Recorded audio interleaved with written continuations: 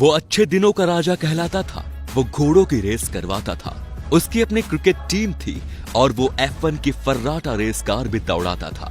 धन और ऐश्वर्य उसकी कनीजी कहलाती थी। उसकी पार्टियों में शराब की नदियां बहती थी। उसके साथ सुंदरियां ऐसी चिपकी रहती थी जैसे शहद से मधुमक्खी। वो जमीन पर ही नहीं, पानी में भी रंगारंग पार्टियां करता था।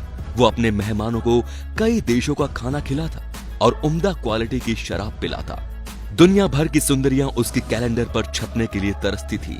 उसके कैलेंडर की लॉन्च पार्टी का न्योता रईसी का इनोवेशन माना जाता था।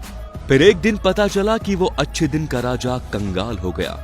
वो कर्ज नहीं चुका पा रहा है और महाजन उसके पीछे पड़े हैं। उसके लिए काम कर रहे लोग सड़कों पर उतरकर वेतन मांग रहे हैं और सरकार की परेशानी पर पसीना छलक रहा था।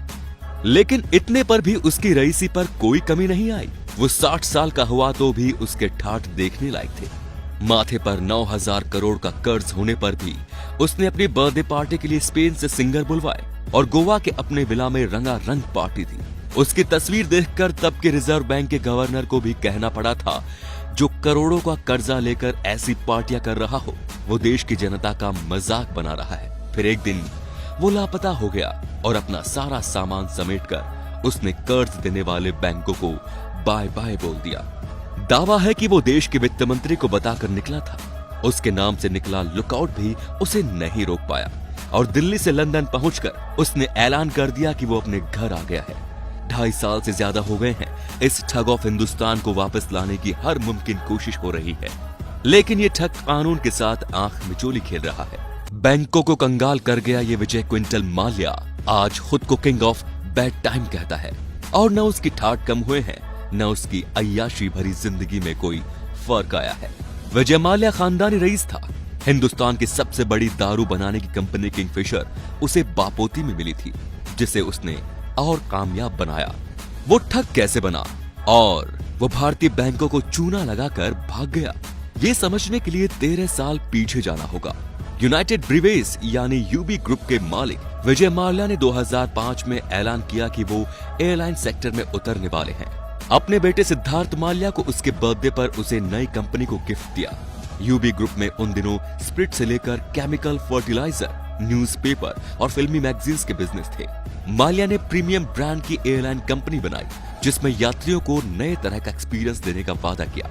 माल्या ने 70 हवाई जहाजों का बेड़ा बनाया और पेरिस से इंटरनेशनल शो में एक साथ 50 एयरबेस खरीदने का ऐलान किया। वो माल्या के अच्छे दिन थे और देश की अर्थव्यवस्था के भी अच्छे दिन थे। प्रयास लगाए जा रहे थे कि भारत चीन को भी पीछे छोड़ देगा। किंगफिशर में लगा पैसा कर्ज था, जिसे 17 बैंकों से लिया गया था। इस कर्ज पर ब्याज की रकम भी अच्छी खासी थी। खुद माल्या किंगफिशर एयरलाइंस से 33 करोड़ 46 लाख रुपए की सालाना सैलरी लेता था। कंपनी के दूसरे शाही खर्चे भी कम नहीं थे। 2008 और 2009 की मंदी में हालात बदलने लगे। मुनाफा घाटे में बदलने लगा और कंपनी कर्जदारों के ब्याज में भी नाकाम होने लगी। 2008 में पेट्रोल दाम के बढ़ने से कंपनी को 934 करोड़ का नुकसान हुआ, जिसके लिए ब्याज लिया गया। 2009 आते आते कर्ज 5,665 करोड़ हो गया, जो ब्याज के साथ 7,000 करोड़ को पार कर गया। इस ठग ने IDBI बैंक को चूना लगाया। उसने किंगफिशर के कर्मचारियों को सैलरी देने और ऑपरेशन जारी रखने के लिए 861 करोड़ का लोन मांगा।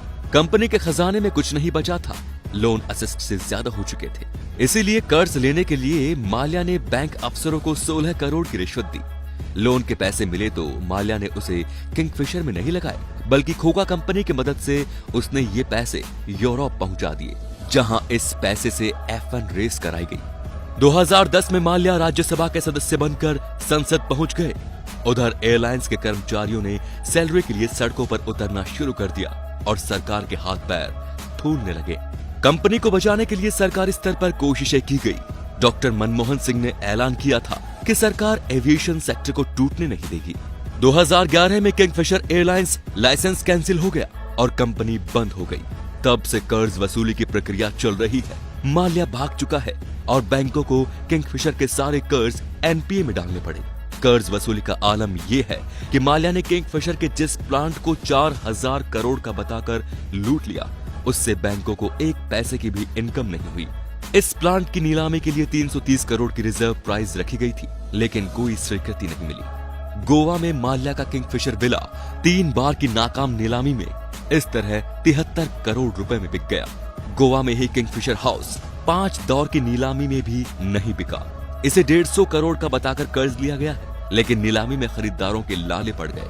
किंगफिशर हाउस की रिजर्व कीमत 5 बार कम कर दी गई, लेकिन कोई खरीदार नहीं मिला। सरकारी एजेंसी का दावा है कि इस ठग की 9000 करोड़ से ज्यादा संपत्ति इसके कब्जे में है, लेकिन उन संपत्तियों की नीलामी करने की प्रक्रिया इतनी जटिल और कानूनी दांव-पेच इतने ज्यादा है कि बैंकों को कुछ मिलता हुआ दिख नहीं रहा। लंदन के वेस्टमिंस्टर कोर्ट में सुनवाई के लिए आने वाला माल्या हर बार इस तरह दिखता है, धुएं का छल्ले उड़ाता हुआ, बेफिक्रा, बेलवज। इस ठग ने बैंकों को अकेले चूना लगाया हो, ऐसा नहीं है। उसके साथ साथ ठग की एक पूरी टोली है जो कदम कदम पर उसके लिए रास्ता बनाती रही, उसकी मुश्किलें आसान करती रही। किसी नौकरी पेशा को 20 से 25 लाख का होम लोन देने के लिए 36 तरह के पेपर चेक करने वाले अफसरों ने माल्या के बैंक अकाउंट चेक किए बगैर ये लोन क्यों दे दिए? इससे बड़ा सवाल कि माल्या कैसे भागा, इस सवाल पर खूब सियासी तलवारें चमक चुकी हैं। देखना यह भी होगा कि माल्या को कैसे लोन मिलते रहे। विजय माल्या की कंपनियों को पहली बार 2004 में लोन दिया गया था, जब कांग्रेस की पहली सरकार बनी थी। इस लोन की फरवरी 2008 में समीक्षा की गई और 2009 में 8040 करोड़ के लोन को एनपीए में डाला गया था। एनपीए का मतलब होता है नॉन परफॉर्मिंग एसेट्स, यानी कि ऐसे लोग जो डूब गए, जिनको वसूला नहीं जा सकता। माल्या के खिलाफ चार्जशीट के मुताबिक आईडीबीआई के बैंक अफसरों को 16 करोड़ की रिश्वत देकर 861 करोड़ का लोन ले लिया। किंगफिशर ने आईडीबीआई से लोन लेने के लिए फर्जी दस्तावेज जमा किए थे, जिनको जांचा ही नहीं गया। 861 करोड़ के लोन को माल्या ने किंगफिशर में नहीं लगाया, बल्कि फर्जी कंपनियों के जरिए उसे यूरोप में ट्रांसफर कर दिया। 2010 में मनमोहन की सरकार ने माल्या के लोन को रिस्ट्रक्चर करके सहूलियत दी, पर माल्या ने एक पैसा नहीं चुकाया। लोन डिफॉल्ट केस में 3 मार्च 2016 को सुप्रीम कोर्ट में सुनवाई थी। 1 मार्च 2016 को माल्या संसद भवन में देखा गया। माल्या के खिलाफ लुकआउट नोटिस जारी था और सभी एयरपोर्ट सतर्क थे, लेकिन 3 मार्च 2016 को अटॉर्नी जनरल ने सुप्रीम कोर्ट को बताया कि माल्या एक दिन पहले ही देश छोड़कर भाग चुका है। विजय माल्या ने अपनी महिला मित्र के साथ जेट एयरवेज की लंदन जाने वाली फ्लाइट NW122 पकड़ी थी। कहा जाता है कि वो 55 सूटकेस के साथ लंदन गया था। 9000 करोड़ से ज्यादा कर्ज लेकर घी पी रहा विजय माल्या लुकआउट होने के बावजूद भी 55 सूटकेस लेकर लंदन कैसे भाग गया, ये भी कम हैरानी की बात नहीं। आज तक इस मामले में आधिकारिक जानकारी सामने नहीं आई, लेकिन इतनी जानकारी जरूर है कि माल्या ने अपने पावरफुल कॉन्टैक्ट के जरिए सिस्टम को जुगाड़ बना लिया, जिससे वो लंदन निकल गए। सीबीआई ने ब्यूरो ऑफ इमिग्रेशन को 16 अक्टूबर 2015 को लुकआउट नोटिस जारी किया। लुकआउट नोटिस जारी होने पर किसी भी इमिग्रेशन काउंटर पर पहुंचते ही पूछताछ और हिरासत हो सकती थी।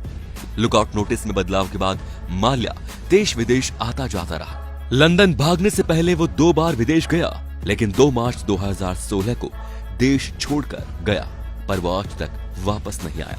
भारत भेजे जाने के डर से वो कई तरकीबें अपना चुका है। वो लंदन में महंगे वकील हायर करके मुकदमा लड़ रहा है। मुकदमा लड़ने के लिए भी वो ब्रिटेन की सरकार से ये कहकर पैसे लेता है कि उसकी संपत्ति सील है और उसे न्याय पाने के हक से बेदखल नहीं किया जा सकता। तो दोस्तों, क्या लगता है आपको कि माल्या को भारत से भगाने में तत्कालीन सरकार का हाथ था? क्या इस केस में राजनीतिक लोग भी लिप्त हैं? उनका नाम सामने न आए, उस वजह से क्या उसे देश से भगा दिया गया? इन सभी सवालों के जवाब आप हमारे कमेंट बॉक्स में लिख सकते हैं। हमें आपके जवाबों का इंतजार रहेगा और इस ठग की सच्चाई की वीडियो शेयर करके सबके सामने लेकर आएं। धन्यवाद।